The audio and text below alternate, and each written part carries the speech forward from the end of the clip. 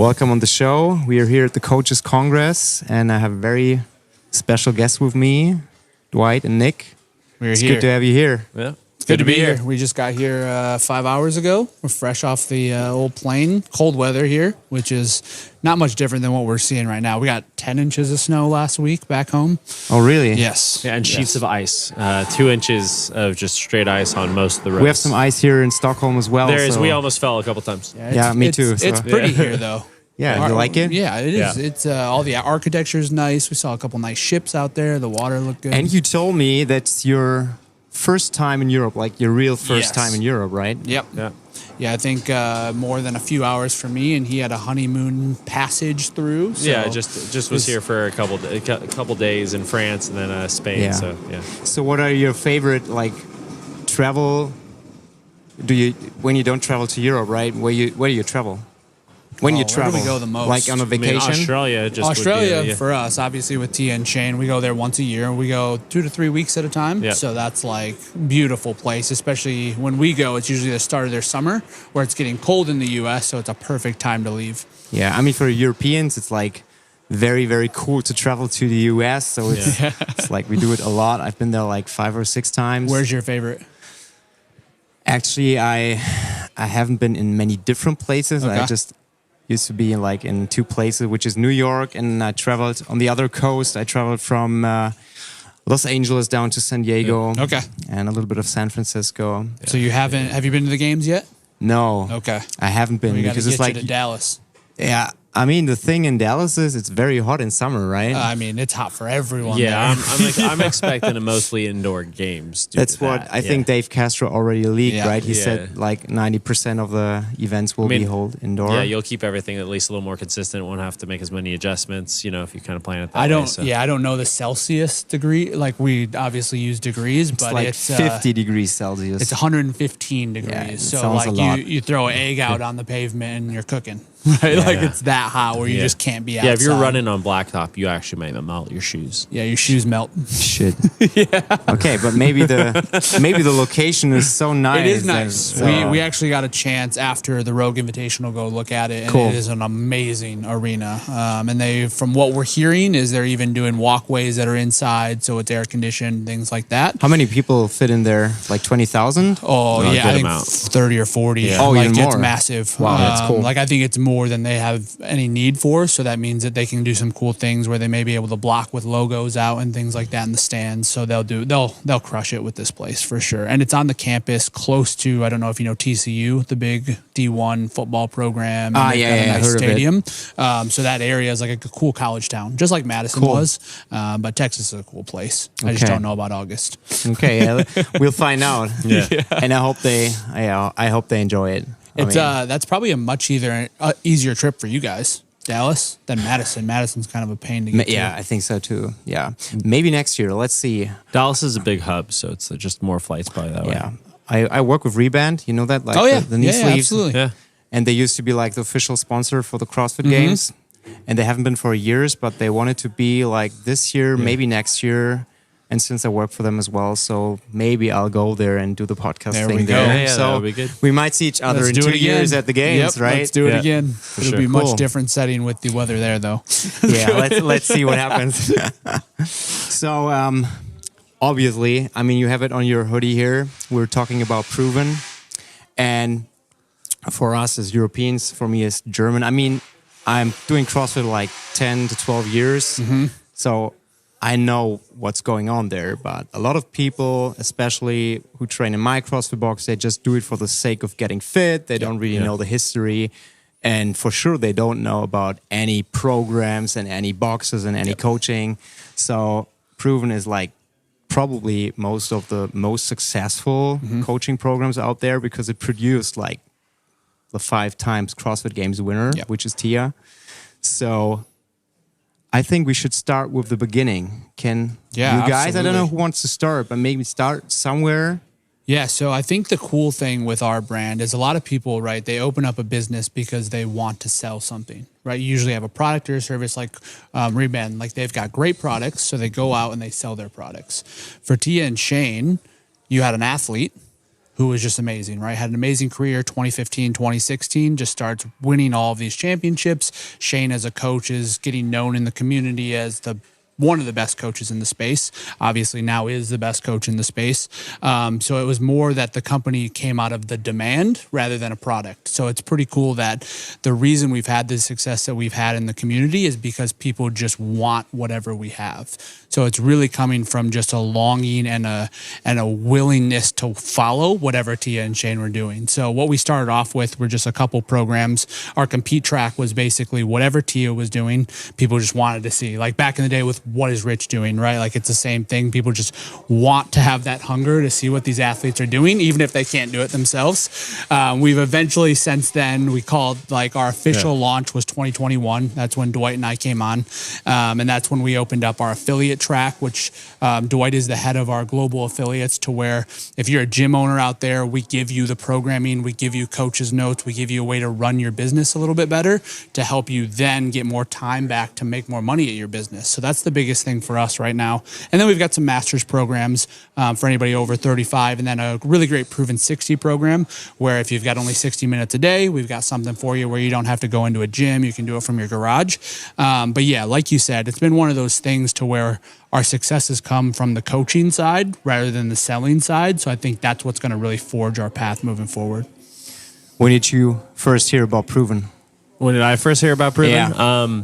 I'd actually, so I'm definitely one of those guys that's constantly scouring the internet looking for like cool workouts, what's going on, kind of like tracking where things are going and what brands are kind of moving up there.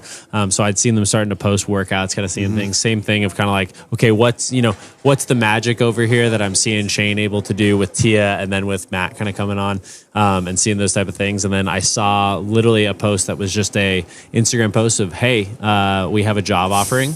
And it was for 15 hours a week, part-time, remote kind of thing was what it was. And I was like, sure, like, yeah, I'll throw my name in the hat, see what's going on with that. And then it turned into, and it was the same thing with Nick, where it's like you kind of go in and you don't realize that you're interviewing for now a bigger job. And you go in for the interview and then it's like, oh yeah, we're going to start there. But then actually, no, we're going to need you full time and you need to move to Nashville within like a very quick amount of time. And I'd known, who Tia and Shane were for a long time. And I've been in the sport, same as you, a really long time. Like I've been in since 2012. And so have been around for a long time and seen that and seeing that longevity of their success, and kind of everybody's a little bit drawn to that and kind of want to be a part of it. So that's really where I kind of came into it. What about you? Yeah, same. I mean, the Instagram post was the exact same way I got brought in, which is funny because back in the day, it was actually called T Fitness. I don't know if you knew this. Before I didn't know Proven, that, no. It was called T Fitness. So their Instagram page looked completely different. It was all about Tia. That's all it was, which was great at the time. And then we came on thinking that we were just going to kind of like program on our side job and keep doing whatever we were doing. Here we are 3 years later, much deeper than we ever thought was going to be. I mean, look at where we are today. Like we're in Sweden talking to you about this company that we didn't know was going anywhere 3 years ago. So it's one of those things where we have the right people for sure. We now have 4 or 5 people that have moved fully, relocated out of their previous homes to be in Nashville where we are now. And now we're opening up a gym and we've got even more people moving in. So it's moving quick for sure. How's Nashville? Have you ever been? No. That's okay. Maybe you got to go there before Dallas. Then Nashville's a better place, especially with the gym now. Nashville's great. Nashville's probably, I think it's one of the fastest growing economies in the U.S. So a lot of people, because of the business structures and things, are moving their businesses into Nashville. So it's growing like crazy. I think we've got close to 20 affiliates just in the Nashville metropolitan area. So it's a really growing fitness community as well. And it's what drew us to that for sure. I think the big debate was for Tia and Shane, do we stay in Australia? Do we open up our HQ in Nashville? And just over the past 2 years of the success we've had and the people that we've met, Nashville was the place. So now there's like, I would say it's like 3 big gyms, right? With Matt Frazier, hard work pays off. And then you guys, and then for sure Rich Froning's gym. Absolutely, for sure. Is there like a little competition in between, or? I mean, it is there's interesting. some friendly competition absolutely. there for like sure. it's been cool to see the evolution of it, right? Because especially for us in Mayhem, we're affiliates, so we have a whole different business now that is for the public, which isn't exactly what we ever thought we would get into again. We come from the affiliate world, and that was always our roots. But now to see not just the pro athletes come in and see what an amazing space we have, but also the general public come in and see that, hey, we're not just a programming company. We want to help you get to your goals. And I think that's right now the barrier we have to get through, because people see, oh, if Proven has a gym, they're not going to let me in, right? Like all I do is work out 1 hour a day. So that's been really fun to get through. And that's like Dwight's biggest job is he gets to tell people like, hey, there's levels to this thing. Our biggest athletes still work out in the same space you do, and they still want to get to their goals in the same way. We've just got to kind of blend those two, which has been fun. When you built the business, did you like check out what Jason Kalipa was doing with NC Fit? Because I think it's like kind of similar thing, right? He has his own affiliate, and he has his programming company where he can test out his workouts in the affiliate and then uses it for the general public. So is there a little bit of a difference what you're doing, or is it? Yeah, so I mean, what I would say is that anyone would lie to you that says that they're not looking at what's out there, and I think that it's also to your benefit to kind of see what's out there, see what other people are doing, take what they're doing well, trying to emulate some of it, and then take what you do and twist and make it more your own. And so I would say that like what I've done throughout my time owning an affiliate, right, running with through CrossFit Sanitas, and then moving on to our Proven affiliate track is buying some of those, researching them, watching how they go, and actually seeing what everybody else is doing. And then taking that and listening to all of the affiliates that are around that are globally following our program and consistently developing and kind of assimilating with what most of the affiliates are needing, and then seeing what the other brands are able to put out there, and then seeing how we can actually better match that. And I know that that's part of what Nick's done with growing our brand too, is saying, okay, what can we do that kind of ups the level? We're developing now a Proven Affiliate handbook that's going to be on the docket here coming March 1st. And that's kind of one of those things that we've seen something like NC Fit does, where they really provide more business tools for affiliate owners. And that's going to be something that we really lean into as something that we know that affiliate owners need, want, and are looking for, along with the programming knowledge and being at the top tier of that, of really understanding what brings people into affiliates, what keeps them there consistently, and what keeps developing athletes. So when you look at programming, which is your core product, what you're selling, what is the most important thing when you look probably at your own programming or the programming that you're putting out there? So I think the biggest thing is uniformity across everything that we do, right? Because the more we scale the business, the harder it is to keep that. The reason we got into this was because Shane's knowledge base was so vast. We truly believe, and I still to this day, is that the reason that this company exists and why Tia is who she is because of Shane's knowledge and coaching ability. So, each time you add an employee or each time you add a coach, that gets diluted a little bit unless you really stay on top of that. So being able to kind of, we've gotten a really good structure to where we have weekly, daily almost meetings with these guys to make sure everything is running in a uniform and succinct way coming from Shane. So he can take off some of the burden from him from actually having to write workouts and write these. And he's basically just creating mini-me's with these guys. That's exactly what we're hoping for. I mean, when I look at my own affiliate, so programming for me, I think it's very, very difficult because you have a lot of different athletes and a lot of different needs, and some of the people, they like cardio and some of the people like strength training, and it's usually very, very difficult for the head coach or for the affiliate owner to justify why the programming which you're using is best, and you're smiling because you probably heard it Well, no, I mean, it's literally the biggest challenge. I mean, that's what everybody kind of gets into. And how do you pick that? How do you do it? How do you do it on your own, even when you know your own affiliate members? And I would say that the biggest thing that you take into that is having your coaches understand the why, the how, and what we're doing on a daily basis, and having them believe it. And if you have the coaches really believe it and understand it, and you have a program. So that's like really what I try to do with our program is get the coaches to understand every little piece of it and why we're doing it, what the structure is week to week, day to day. And then they can talk to it and be like really bought in. And then they can talk to their members. And once the members kind of understand and know why they're doing what they're doing, even if it's not necessarily something that they completely love, but we want to create that fun and we want to create that excitement of like, oh, this is something different and something new. And I'm excited to try that because it actually is showing that I'm getting those results. I'm actually feeling better. I'm less injured. I'm coming in more frequently. I'm still getting stronger. I'm seeing lean muscle mass put on, right, as I'm losing some body fat. And it's like, that's really what it is all about. If you get people looking in the mirror and they're like, I'm looking better, feeling better, right? I don't actually have as many aches and pains as I was doing on another program. That's really what it's all about. And then members stop actually questioning because it's maybe not something they like if they're seeing results. And that's really what it's all about. Yeah, and I think at the end of the day, if I asked you maybe what's the one barrier to your business right now, it's probably going to be you just don't have time, right? Like you're doing a million things at once. And what I tell people for the affiliate track is we give you more time in your week, right? Like if you can get more time that you don't have to write workouts, that means you can try to find ways to build more money into your business. That's going to help you way more down the road than just if one person likes your workouts or not.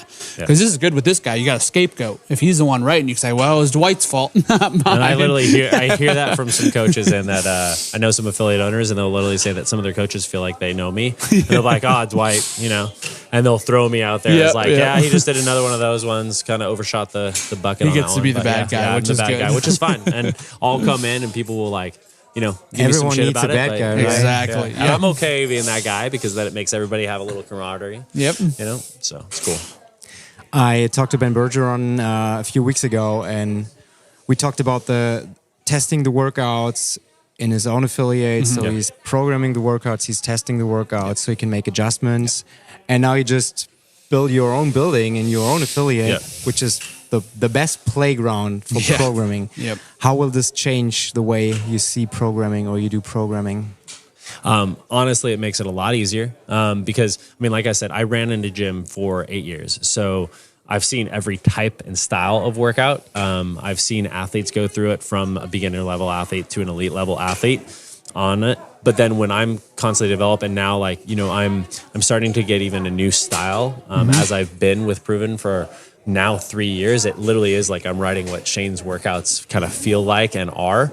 And so that even kind of changes time domains, where we're kind of going, what type of athletes we're targeting. And so now seeing it every day and people coming in and getting more feedback. And what's cool about it is that we've now hired our GM, Mitch, who's going to be providing daily feedback on what he's seeing and what the coaches are saying and where we're at. And I can actually throw him a workout and be like, hey, does this time domain make sense for the type of athletes that we're doing? And I can shoot ideas off of them. And we're going to probably have, constant conversations on the daily, and definitely a weekly meeting that's just on the docket for it.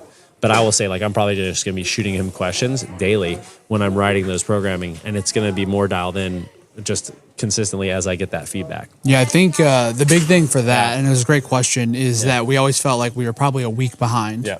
And we only would hear something if it went poorly for someone, right? Like, hey, and always in a respectable way, but we've got a great Facebook community we speak to on a daily basis. And somebody just will say something like, hey, I went over by 5 minutes today, just so you know. And a lot of other people would then add in, yeah, it was a little tight on time today. We couldn't get through all this. Now we know exactly in the minute it happens.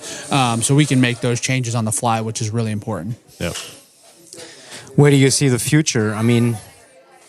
There are so many programming companies out there, so many delivering the best programming, quote unquote. So will CrossFit rise at the same rate that it did 10 years ago? Would you have expected that CrossFit becomes something like it is now? And will it be even bigger in 10 years from now? What do you think? Yeah, I think we were actually talking about this morning coming in, and I think we're at a really interesting point in time with CrossFit right now, especially in the game side. As a methodology, I don't think CrossFit, it's only going to keep growing. I think we all understand how great of a methodology this is and what it does for people's lives. Obviously, the whole other side of our business, and when we try to sell these competitive programs, is the game side. So that's where I feel like we're kind of at a tipping point where I think this move to Dallas, this kind of changing where we've got the masters and the teens moving around and things like that, where this could be a huge year for us if we could really get things right. The good thing for us is that we've got a product that's going to withstand any of those changes because people need to get fitter and people want to get fitter moving forward, whether it's for the games or it's just their own fitness. So for us, one of the biggest things in actually just our mission statement as a company is the evolution of what we can give as a product. Yep. So no matter what we do, we want to keep elevating things. So even if, let's say, CrossFit doesn't grow anymore, the games don't grow anymore, and it just stays as it is, which is fine, we're going to keep elevating what we're doing. Like Dwight said, we're going to keep trying different things. We're going to test different things, and we're going to make sure that our job to the community is to make them better no matter what. What's your perspective on that? Yeah, I mean, literally, we had this exact conversation when we were on the way over. And my thing is that like what Nick said, and to bounce off that, is that the CrossFit methodology, what it does and what we're doing is definitely I think it is the best way for the general populace to get the most out of an hour in their week. If they come into a CrossFit gym 5 days a week, consistently, week in and week out, years over years, you're going to see really fit people that if they jump into any other type of methodology, if they jump into an Orange Fitness, Orange Theory, or if they do some other type of class, they're going to be able to be the fittest person in that gym no matter what, bar none, and be able to run circles around people that are basically just kind of every day looking for a sweat. And so it's like, I know that that's going to last and that's going to keep growing, and we're going to have more and more gyms. And what I like seeing is in Europe, we're actually seeing better growth out here than we are seeing in the States. Yep. So even if the States doesn't necessarily grow and it starts to kind of stagnate and plateau, we still have areas of growth where people are going to be expanding and kind of working that through. And no matter what CrossFit, the brand, does, this style of working out with constantly varied functional fitness performed at high intensity is honestly going to keep growing and keep building. And I'm excited for that. And that's what we're going to keep doing, is just kind of keep putting that out there because we believe in it. Yeah, you just mentioned that there's a lot of people in Europe, and the growth rate in Europe might be a little bit faster. Yeah. What are your plans on like going more internationally? I mean, you're an American company, and CrossFit just started in the US, and it's very US centric, even after 30 years. And a lot of CrossFit boxers and CrossFitters in Europe, they might not have heard of you.